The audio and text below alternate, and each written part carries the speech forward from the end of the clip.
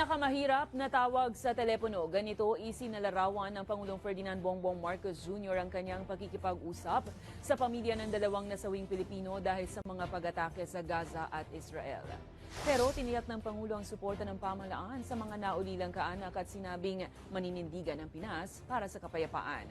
Ngayong araw rin, personal na nagpaabot ng pakikiramay si Migrant Workers Officer in Charge Hans Leo Kakdak sa pamilya ng isa sa mga biktima. Hindi na pinangalanan ng mga biktima pero tinukoy ang mga ito bilang isang 33 anyos na babaeng caregiver mula sa Pangasinan at ang isa pa ay isang 42 anyos na lalaki na mula naman sa Pampanga.